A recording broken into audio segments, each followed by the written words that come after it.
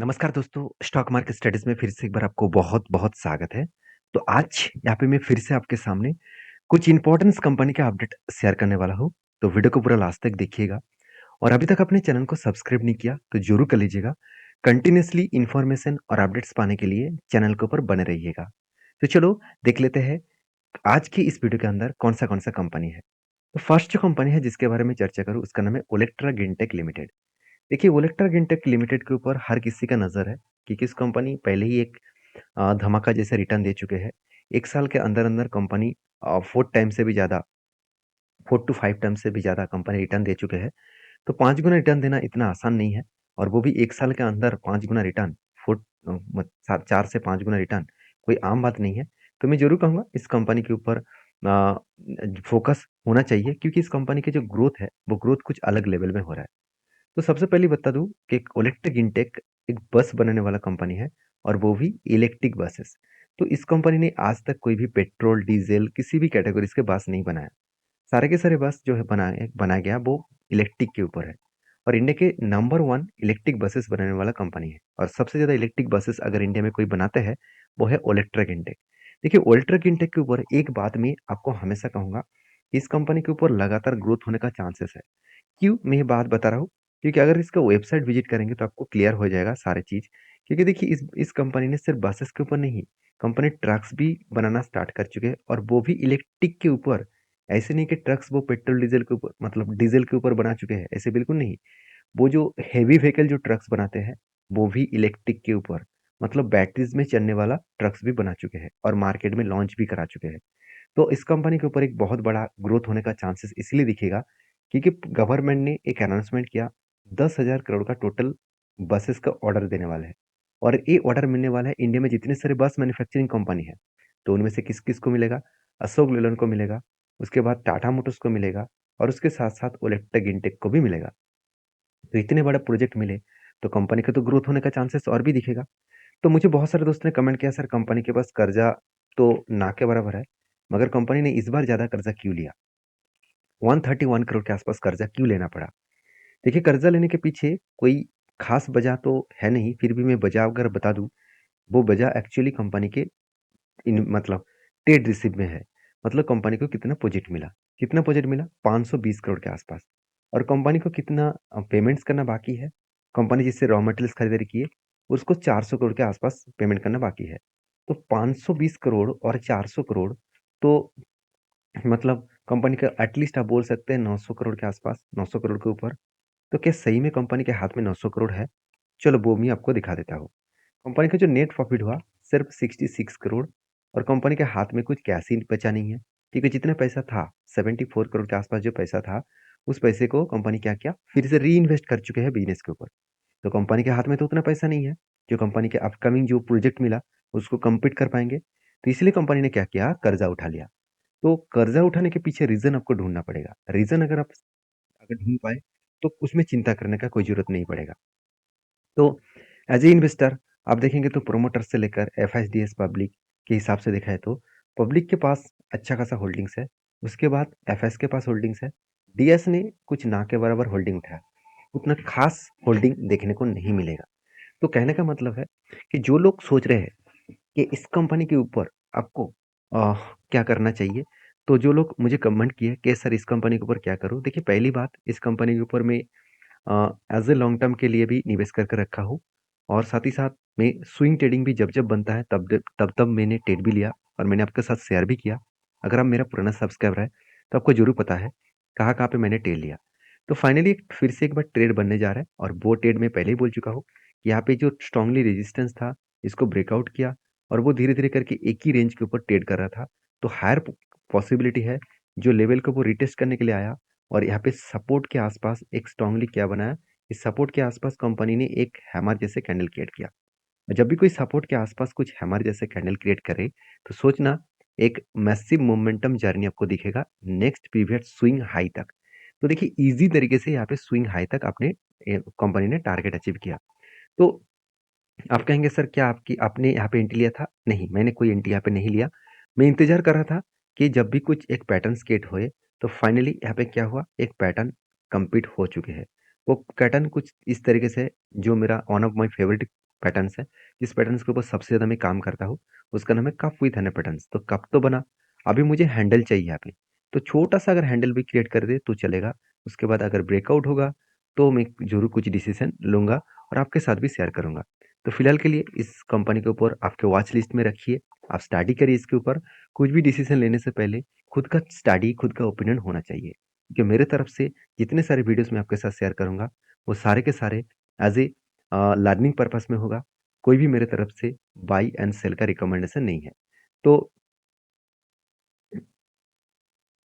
अब देखेंगे और एक शानदार तरीके से पैटर्न क्रिएट हुआ था और जिसके ऊपर मैंने ट्रेड एक्चुअली लिया था छोटे-मोटे क्वांटिटी के साथ और मैंने एक वीडियो के माध्यम से आपको शेयर भी किया था।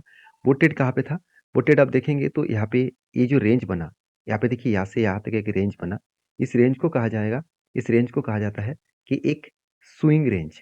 तो स्विंग रेंज का मतलब है एक मान के चलिए कंटीन्यूअसली एक बाइंग कैंडल बनता है। तो इस बाइंग कैंडल के बीच में कोई भी रेड कैंडल नहीं बनना चाहिए। और ये रेंज 20% के ऊपर होना चाहिए। तो कितना रेंज है? 40% के आसपास। तो मैंने ट्रेड इसीलिए लिया क्योंकि उस सपोर्ट के नज़दीक आया तो मैंने ट्रेड लिया। तो एक्चुअली मैंने गलत किया। मैं आपको ओपनली बता रहा हूँ क्योंकि मेरा डिसीज़न हमेशा डिसिप्लिन के माध्यम से होता है। मैंने यहाँ पे ट्रेड इसीलिए ले लिया क्योंकि मुझे लग रहा था कि अ, ये जो लेवल्स है, इस लेवल्स के नीचे नहीं आएगा। नीचे ना आने का चांसेस है और जिस तरीके से रिवर्सल कर रहा था, तो इसीलिए मैंने इस जगह पे टेल ले लिया था और फाइनली मेरे यहाँ पे टारगेट है। और टारगेट जो मैंने टेल लिया एकदम छोटे-मोटे क्वांटिटी के साथ। क्यों लिया? मैं आपको बता देता हूँ। जो मेरे रूल्स के खिलाफ है ऑब्वियसली क्योंकि यहाँ जो पैटर्न बना, वो ऑब्वियसली 200 डेज़ ईएमए के ऊपर बना। देखिए 200 डेज़ ईएमए के अगर कोई लार्ज कैप कंपनी के ऊपर बनता, तो मैं ईज़ी ओके कर लेता। कोई small cap, mid cap type company के ऊपर 200 डेज़ ऊपर में अगर कुछ इस तरीके से पैटर्न्स बने, तो उसके ऊपर मैं ट्रेड नहीं लेता हूँ। तो इसके ऊपर मैंने ट्रेड इसीलिए लिया क्योंकि गवर्नमेंट ने उस टाइम प्रोजेक्ट की अनाउंसमेंट भी कर दिया था कि 10,000 बसेस के ऑर्डर मिलने वाला है। तो इसलिए मैंने एक छोटा-मोटा ट्रेड ले लिया। और अभी फाइनली एक बड़ा ट्रेड लेने जा रहा हूँ और वो ट्रेड कुछ इस तरीके से होगा, कप बना है, कप का अगर हैंडल क्रिएट करे, तो एक मैं ज़्यादा क्वांटिटी के साथ यहाँ पे ट्रेड करूँगा और मैं आपके साथ शेयर भी करूँगा। तो हमेशा रूल्स को फ़ॉलो करके चलना पड़ेगा। मैं ये बात आपको हमेशा बताया हूँ, तो आप कहेंगे सर आपने तो सर खुद रूल्स को ब्रेक किया। हाँ, मैं ऑब्वियसली रूल्स को ब्रेक किया, तो इसलिए मैं खुद की माफ़ी चाहता हूँ क्योंकि रूल्स को ब्रेक करके काम नहीं करना चाहिए, जहाँ पे लॉसेस होने का चांसेस ज़्यादा बढ़ जाता है। तो मुझे एक न्यूज़ मिला जिस बेसिस ने मुझे कॉन्फिडेंस मिला कि हाँ, यहाँ से रिवर्सल होने का चांसेस देखने को मिल सकता है। तो कुछ उसके बाद यहाँ पे सपोर्ट भी था, उस सपोर्ट को भी रेजिस्टेंस था, उसको भी ब्रेक किए थे वॉल्यूम के साथ, तो इसलिए मुझे कॉन्फिडेंस मिला। तो बाकी आपकी क्या राय है ज़रूर कमेंट्स करके बताना। तो नेक्स्ट जो कंपनी उसका नाम है टाटा स्टील। देखिए टाटा ग्रुप की एक शानदार कंपनी है। टाटा स्टील आप सभी जानते हैं। टाटा ग्रुप एक ट्रस्टेड भी कंपनी इंडिया के सेकंड लार्जेस्ट कंपनी है टाटा स्टील। और टाटा स्टील के बारे में बात करूँ तो स्टील जो मैन्युफैक्चरिंग कंपनी है इसके बारे में चर्चा करूँ तो इस कंपनी की जो ग्रोथ है आप देखेंगे तो क्वार्टरली जो सेल्स का ग्रोथ है वो लगातार बढ़ता हुआ देखने को मिले। पिछली बार की तुलना से इस बार भी कंपनी का अच्छा खासा सेल्स हुआ और सेल्स होने के बाद भी कंपनी के प्रॉफिट मार्जिन नेगेटिव में चला गया। तो यहाँ पे क्वेश्चन आएगा सर इतना ज़्यादा सेल्स होने के बाद भी कंपनी प्रॉफिट क्यों नेगेटिव में गया? तो एक्चुअली कंपनी का जो कोर बिज़नेस है मतलब कंपनी का जो मदर बिज़नेस है, उस बिज़नेस में कंपनी का प्रॉफिट देखने को मिलेगा। 6,000 करोड़ से 8 4,000 करोड़ तक मतलब थोड़ा-सा प्रॉफिट कम हुआ, मान लेता हूँ, फिर भी कंपनी में प्रॉफिट हुआ था। मगर कंपनी उल्टा क्या हो गया? कंपनी का आधा से इनकम। तो कंपनी का आधा से इनकम में लॉस हुआ, कंपनी को झटका मिला करीबन 6,000 करोड़ के आसपास। और यही झटके के कारण कंपनी के ऊपर क्या हुआ यहाँ पे प्रॉफिट मार्जिन, नेट प्रॉफिट जो मार्जिन है, वो नेगेटिव में चला गया। और इसके चलते एज़ ए इन्वेस्टर भी इस कंपनी को वो छोटा-मोटा एफएस ने क्या किया स्टेक को बेचा। मगर डीएस ने कोई भी स्टेक को नहीं बेचा, उल्टा कंटिन्यू कर रहा है इसके ऊपर और पब्लिक के पास भी होल्डिंग्स है और प्रोमोटर के पास भी होल्डिंग्स है। इस कंपनी के ऊपर अगर मैं कैश फ्लो के बारे में बात करूँ तो कंटिन्यूअसली आपको कैश फ्लो पॉजिटिव में दिखेगा। और मज़ेदार बात यही है कि कंपनी के ऊपर जो फिक्स्ड एसेट परचेज़ का जो रेशियोज़ है, आप वो देखेंगे तो कंपनी के ऊपर जो फिक्स्ड एसेट है, वो लगातार बाय होते गए और 14,000 करोड़ के आसपास कंपनी ने क्या किया फिक्स्ड एसेट को परचेज़ किए। तो एक अच्छा खासा परचेजिंग होने के कारण कंपनी में अप टाइम में अच्छा खासा ग्रोथ होने का चांसेस देखने को मिल जाएगा। तो इस कंपनी के लास्ट कुछ फ्यू डेज़ का डिलीवरी का परसेंटेज दिखा दूँ, तो एक अच्छा खासा डिलीवरी का परसेंटेज देखने को मिले। अलग लेवल का एक डिलीवरी का परसेंटेज देखने को मिले, करीबन 40 से 50% के आसपास। तो वो किस लिए हो रहा है? क्योंकि लगातार एक टेक्निकली चार्ट पैटर्न बनने के बाद लगातार वो हाई करते चले जा रहे हैं। तो यहाँ पे क्या बना, एक कप बना, उसके बाद एक हैंडल बना और फाइनली ब्रेकआउट हुआ और यहाँ पे ब्रेकआउट कन्फर्मेशन हुआ। तो मैंने आपको हमेशा बताया कि जब भी कोई ब्रेकआउट होगा जब भी कोई ब्रेकआउट कैंडल दिखेगा, उसके बाद कोई ब्रेकआउट कंफर्मेशन होगा, तो आपको एक बात को ध्यान रखना है कि जब भी हायर लेवल में ब्रेकआउट कंफर्मेशन करेगा, तो एंटी मत लेना। अगर आपको एंटी लेना है, मान के चलिए मैं यहाँ पे क्या कैसे काम करता हूँ, मान के चलिए यहाँ पे मुझे 100 क्वांटिटी उठाना है, तो 50 क्वांटिटी में इस जगह पे एंट्री लूँगा और बाकी 50 क्वांटिटी जब भी यहाँ पे रिटेस्ट करेगा, बाकी 50 क्वांटिटी वहाँ पे एंट्री लूँगा। तो यहाँ पे होगा क्या? यहाँ पे होगा यही कि मुझे एक एवरेज मिल जाएगा और जब भी यहाँ पे फिर से ऊपर लेवल में जाएँगे, तो मुझे एवरेज होकर प्रॉफिट देखने को मिल जाएगा। तो मेरा जो एंट्री लेवल्स था, उस एंट्री लेवल से टारगेट तक मैं देखूँ, तो 147 के आसपास मैं टारगेट लेके चला हूँ और जिस तरीके से इस तरीके से रेजिस्टेंस को ब्रेक किए, तो मुझे लगता है ईज़ी तरीके से वो टारगेट को अचीव करेगा। अगर टारगेट को अचीव करे, तो 18% के आसपास टारगेट बन सकता है। बाकी आपके क्या राय है इस कंपनी के ऊपर ज़रूर कमेंट्स करना। नेक्स्ट जो कंपनी है उसका नाम है आईटीसी। आईटीसी के ऊपर एक बहुत बड़ा अपडेट है, जो सबसे पहले मैं आपको दिखाना चाहूँगा। देखिए आईटीसी के ऊपर बात करूँ तो आईटीसी ने एक न्यू बिज़नेस का एंट्री करने वाला है और वो बिज़नेस क्या है आप देख सकते हैं ITC to expand cloud kitchen business. अभी क्लाउड किचन क्या होता है इसके बारे में चर्चा मैं यहाँ पे नहीं करूँगा। आप जाकर गूगल में सर्च ज़रूर कर लेना क्योंकि क्लाउड किचन बिज़नेस फ्यूचर में बहुत ज़्यादा हाई ग्रोथेबल सिचुएशन में देखने को मिलेगा क्योंकि आज हर जगह पे आपको क्लाउड किचन नाम सुनता हुआ देखने को मिले। तो इसीलिए आईटीसी ने एक डिसीजन लिया कि वो क्लाउड किचन के बिज़नेस के ऊपर भी एंट्री होने वाला है। तो ऑब्वियसली ये कंपनी के लिए एक खास पॉइंट ज़रूर देखने को मिलेगा। अभी कंपनी बता रहा है कि जो क्लाउड किचन का जो बिज़नेस है, वो अभी ग्रोथ कहाँ पे करने वाला है, थोड़ा-सा मैं ज़ूम कर देता हूँ, अभी आपको देखने में आसानी होगा।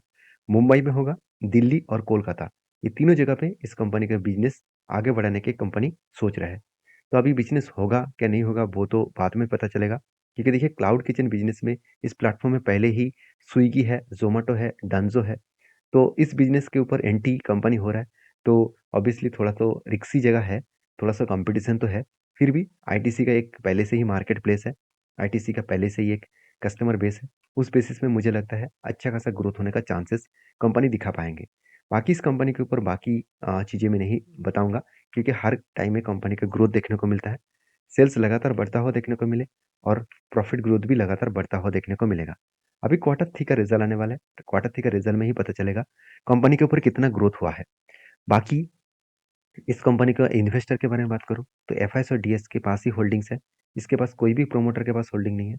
तो बहुत लोगों का यही कन्फ्यूज़न है कि प्रोमोटर नहीं है, तो कंपनी बेकार हो गया। तो ऐसे बिल्कुल नहीं है। प्रोमोटर के होने के ना होने के कारण आपको ढूँढना पड़ेगा क्योंकि प्रोमोटर नहीं है तो क्या हुआ? इंस्टीट्यूशन तो इस कंपनी को हैंडल कर रहा है और इंस्टीट्यूशन के पास अगर सिर्फ एफएस के पास होल्डिंग होता, तो मैं मान लेता कि कंपनी के ऊपर गड़बड़ी हो सकता है।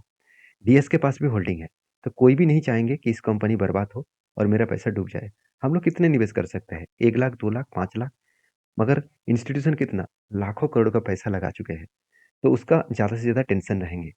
तो बाकी इस आईटीसी के ऊपर आपके क्या राय है? ज़रूर कमेंट्स करना और लास्ट कुछ फ्यू डेज़ का डेटा दिखा दूँ। आईटीसी के ऊपर एक एवरेज लेवल का 50 टू 60% के आसपास होल्डिंग्स देखने को मिलेगा। सॉरी डिलीवरी का परसेंटेज देखने को मिलेगा। अभी आईटीसी के चार्ट पैटर्न्स के बारे में चर्चा करूँ तो एक बड़ा-सा एंट्री मैं ले चुका हूँ। वो एंट्री बहुत जर्नी टाइम वेट कराएँगे मुझे क्योंकि ये एंट्री आज का नहीं है। 2018 से लेकर एक कप बना और उसके बाद एक होल्डर शोल्डर बना और कप के बाद एक हैंडल बना और फाइनल क्या हुआ यहाँ पे ब्रेकआउट हुआ और मैं जो टारगेट लेकर चल रहा हूँ करीबन-करीबन 600 के आसपास, ₹590 के आसपास मेरा टारगेट है। अगर एंट्री लेवल से टारगेट तक मैं देखूँ, तो ये टारगेट मुझे अगर 2 साल में भी मिले, तो भी मेरे लिए बेस्ट रहेगा। क्यों? क्योंकि 2 साल में अगर टारगेट मिलेगा तो 63% के आसपास, तो एवरेज निकल के आ रहा है करीबन 31 रुपीज़ के आसपास। तो सोचिए 31 रुपीज़ का टारगेट अगर 1 साल में हर साल में एवरेजली मिले, तो इससे बढ़िया चीज़ और क्या हो सकते हैं। तो बाकी इस कंपनी के ऊपर आपकी क्या राय है? मुझे ज़रूर कमेंट्स करके बताना। नेक्स्ट जो कंपनी है उसका नाम है नेस्ले इंडिया। देखिए नेस्ले इंडिया के ऊपर जो अपडेट था वो फाइनली आ चुके हैं। कंपनी 1 के बदले 10 शेयर आपको देने वाला है और उसका डेट भी अनाउंसमेंट किया गया है। कितना? 5 तारीख को आपको बोनस सॉरी अ, हाँ स्प्लिट मिलने वाला है। तो एक्स्ट्रा स्प्लिट और के चक्कर में इस कंपनी के ऊपर ब्लाइंडली निवेश मत करना। एक बार सोच समझ कर काम करना। तो बाकी आपकी क्या राय है? ज़रूर मुझे कमेंट्स करके बताना। वीडियो में जानकारी अच्छा मिले तो प्लीज़ लाइक करना, दोस्तों के साथ भी शेयर करना। मिलते हैं नेक्स्ट वीडियो में, तब तक के लिए धन्यवाद।